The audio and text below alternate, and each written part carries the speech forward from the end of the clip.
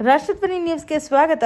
ವಿಶೇಷ ಕಾರ ಹುಣ್ಣಿಮೆ. ಚಿತ್ರದುರ್ಗ ಜಿಲ್ಲೆ ಹೊಳಲ್ಕೆರೆ ತಾಲೂಕಿನ ನೋಲೇನೂರು ಗ್ರಾಮದಲ್ಲಿ ವಿಶೇಷ ಕಾರ ಹುಣ್ಣಿಮೆ ಹಬ್ಬವನ್ನು ಅನಾದಿ ಕಾಲದಿಂದಲೂ ಆಚರಣೆ ಮಾಡಿಕೊಂಡು ಬಂದಿದ್ದು, ಇದು ರೈತರಿಗೆ ವಿಶೇಷ ಹಬ್ಬದ ದಿನ. ಎತ್ತುಗಳು ಅಲಂಕಾರಗೊಳಿಸಿ ರೈತ ಬೆಳೆದಂತಹ ಧಾನ್ಯಗಳನ್ನು ಒಂದು ಬಿಂದಿಗೆಯಲ್ಲಿ ಉರುಳಿ ಬಿಟ್ಟಾಗ ಯಾವ ಧಾನ್ಯದ ಮುಂದೆ ಬರುತ್ತದೋ ಆ ಬೆಲೆ ಉತ್ತಮವಾಗಿರುತ್ತದೆ ಎಂದು ಗ್ರಾಮದ ರೈತ ಗೌಡ್ರು ನಾರಪ್ಪ ತಿಳಿಸಿದರು.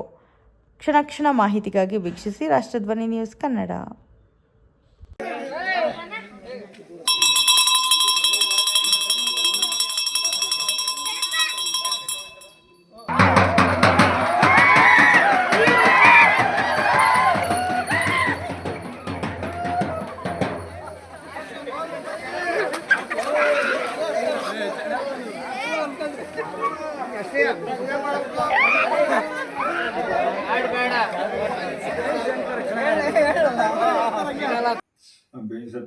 ಬೇವಿನ ಸೊಪ್ಪು ಯಾಕೆ ತಗೊಂಡು ಹೋಗ್ತಾರೆ ಅಂದ್ರೆ ಅದು ಖಾರ ಎರದ್ದು ಇಡೀ ರೈತರು ಏನು ಬಂದಿರ್ತಾರಲ್ಲ ಎಲ್ಲ ತಗೊಂಡೋಗಿ ಅವ್ರು ಸೂರು ಕಟ್ಟಿಗೆ ಸಿಗಿಸ್ತಾರ. ಅದರಲ್ಲಿ ಏನೇ ಮನೆಗೆ ಯಾವುದೇ ತರದ ಇದು ಬರ್ದಂಗಿರ್ಲಿ ಅಂತೇಳಿ, ವಿಘ್ನಗಳು ಬರ್ದಂಗಿರ್ಲಿ ಅಂತ ಕಾರ್ಯ. ಆಮೇಲೆ ಆ ಸೊಪ್ಪನ್ನು ಸಹ ಎಲ್ಲೂ ಬಿಡಲ್ಲ. ಅದನ್ನ ಒಂದೂರಿಂದ ಒಂದೂರಿಗೆ ತಗೊಂಡು ಹೋಗ್ಬಾರ್ದು ಅಂತೇಳಿ ಹಿಂದಿನಿಂದಲೂ ಮಾಡ್ಕೊಂಡು ಬಂದರೆ, ಅದೇ ರೀತಿನೂ ಅದನ್ನೆಲ್ಲ ಹೊಡೆದು ಕಸ ಹೊಡೆದು ತುಂಬಿ ಹಾಕಿ ಸಾಂಪ್ರದಾಯಿಕವಾಗಿ ಮಾಡ್ತಾ ಇದ್ದೀವಿ. ಈ ಗ್ರಾಮದ ಆಚರಣೆ ಎಷ್ಟು ವರ್ಷದಿಂದ ನಡ್ಕೊಂತ ಬಂದಿದೆ ಈ ಪದ್ಧತಿ? ನಮ್ಮ ಅಜ್ಜರು ಮಾಡ್ತಿದ್ದಂತೆ ನಮ್ಮ ಅಪ್ಪರು ಮಾಡ್ತಿದ್ರು. ನಮ್ಮ ಅಪ್ಪರು ಮಾಡ್ತಿದ್ರಿಂದ ಈಗ ಊರಿನ ಜನ ಎಲ್ಲ ಸೇರ್ಕೊಂಡು ಮಾಡ್ತಾ ಇದೀವಿ. ನಾವು ಸುಮಾರು 40 ವರ್ಷದಿಂದಲೂ ನಾನೇ ಮಾಡ್ತಾ ಇದ್ದೀನಿ. ನಮ್ಮನೆಯಿಂದಲೇ ಎಡೆ ತಗೊಂಡೋಗಿ ಮಾಡ್ತಾ ಇದ್ವಿ. ಗೌಟು ಇದು ಮಾಡೋದ್ರಿಂದ ಏನು ಉಪಯೋಗ ಗ್ರಾಮಕ್ಕೆ? ಅದೇ ರೈತರಿಗೆ ಯಾವ ಬೆಳೆ ಮುಂಚೆ ಬರುತ್ತೆ ಅಂತೇಳಿ ಒಂದು ಕಾನ್ಫಿಡೆನ್ಸ್ಗೆ ಅವರಿಗೆ ನಿಗದಿ ಮಾಡೋಕ್ಕೋಸ್ಕರ ಅವರು ಮಾಡ್ಕೊಂತ ಬಂದರೆ, ಅದೇ ರೀತಿ ನಾವು ಮಾಡ್ತೀವಿ. ಅದು ಮಾಡಿರುವಂಥದ್ದು ನಿಜ ಆಗಿದಾವ? ಯಾವಾಗಾದ್ರೂ ಆಗ್ತದವೆ. ಈಗ ಮಳೆ ಕೈ ಕೊಡೋದ್ರಿಂದ ಸ್ವಲ್ಪ ಎಡವಟ್ಟು ಆಗ್ತದವೆ. ಆ ನಂಬಿಕೆ ಇದೆ. ಆ ನಂಬಿಕೆಯಿಂದಲೇ ಇನ್ನು ಉಳಿದಿರೋದು. ಈ ವರ್ಷ ಯಾವ ಧಾನ್ಯ ಮುಂದೆ ಬಂತೆ ನಿಮ್ಮ ನಂಬಿಕೆಯಲ್ಲಿ? ಈ ಸರಿ ನಾವು ನಾವು ಅಲ್ಲಿ ನೀರು ಹಾಕಿ ನೋಡಿದಾಗ ಜೋಳ ಮುಂದೆ ಬಂದುತ್ತೆ, ಬಿಳಿ ಜೋಳ ಅಂತ. ಎಲ್ಲಾ ತರದ ಇಡೀ ದವಸಗಳು ಏನ್ ಬರ್ತಾವ ಅಷ್ಟೊಂದು ಸೇರಿ ಹಾಲು ತುಪ್ಪ ಹಾಕಿ ಅದಕ್ಕೆ ಮಾಡ್ತೀವಿ. ಆ ದವಸ ಬಂದಂತ ಒಂದು ವಸ್ತು ಅದು ಮುಂದೆ ಇಳುವರಿನೂ ಸಹ ಬರುತ್ತಾ? ಬರ್ತಾ ಇದೆ. ಮಳೆ ಕೈ ಕೊಟ್ಟೋದ್ರಿಂದ ಬರ್ತಲ್ಲ ಅಷ್ಟೇ. ಮಳೆ ಬಂದರ ಪ್ರಕಾರ ಹಿಂದೆಲ್ಲ ಅದೇ ಬಂದುತ್ತೆ. ಮೊದಲೆಲ್ಲ ಬೇರೆ ಯಾವ ಧಾನ್ಯಗಳು ಇದಾಯಿದ್ವ? ಇಲ್ಲ, ಯಾವ ಹಂಗೇನಿಲ್ಲ. ಈಗ ಹೋದ್ಸರಿ ಮೆಕ್ಕೆಜೋಳ ಬಂದಿತ್ತು, ಮೆಕ್ಕೆಜೋಳ ಬಂತು.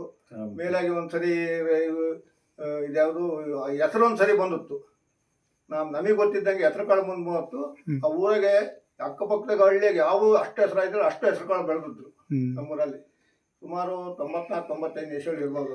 ಇತ್ತೀಚಿನ ದಿನಗಳಲ್ಲಿ ವಾಣಿಜ್ಯ ಬೆಳೆಗಳಾದ ತೆಂಗು, ಅಡಿಕೆ, ಬಾಳೆ ಅಂತವಾದ್ರೆ ಏನಾದ್ರೂ ಅದರಲ್ಲಿ ಈಗ ಒಂದು ಇದು ಕಾಣುತ್ತಾ? ಇಲ್ಲ, ಅಂತವೇನು ಹಾಕಲ್ಲ.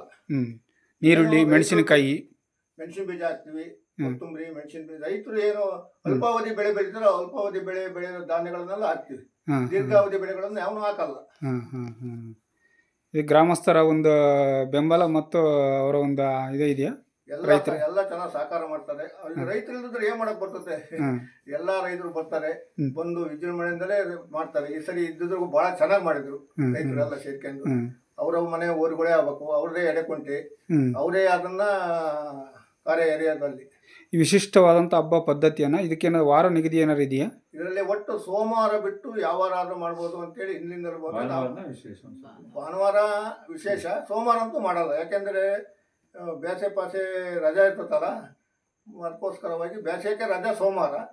ಅದು ಸೋಮವಾರ ಮಾಡಿ ಪ್ರಯೋಜನ ಆಗಲ್ಲ ಅಂತೇಳಿ ಸೋಮವಾರ ಬಿಟ್ಟು ಭಾನುವಾರ ಅಥವಾ ಬುಧವಾರ, ಗುರುವಾರ ಮಾಡ್ತಾರೆ. ಗ್ರಾಮದ ಮನೆಗಳಿಗೆ ವೈಶಿಷ್ಟ್ಯವಾದಂತ ಏನಾದ್ರು ಹಬ್ಬದ ಎಲ್ಲಾರ ಮನೆಗೂ ಶೀಕರಣೆ ಹೋಳಿಗೆ ಮಾಡಿ ವಿಶೇಷವಾಗಿ ಮಾಡ್ತಾರೆ ರೈತರು.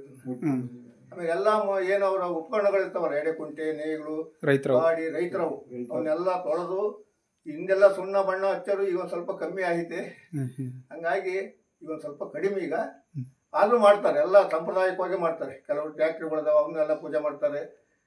ಈಗಿನ ಪದ್ಧತಿ ಅಂತ ಟ್ಯಾಕ್ಟ್ರಿಗಳು ಏನ್ ರೈತರು ನೇಗಿಲು ಪೂಜೆ ಮಾಡ್ತಿದ್ರ, ಕಲ್ಟಿವೇಟರ್ ಏನು ಬಂದವ ಅವರ ಉಪಕರಣಗಳನ್ನೆಲ್ಲ ಪೂಜೆ ಮಾಡ್ತಾರೆ. ಇದು ಕಾರ ಹುಣ್ಣಿಮೆಯಿಂದ ಕಾರ ಹುಣ್ಣಿಮೆ ಹಬ್ಬದೇನೆ ಮಾಡ್ಬೇಕಾದ್ರೆ ಯಾಕೆ?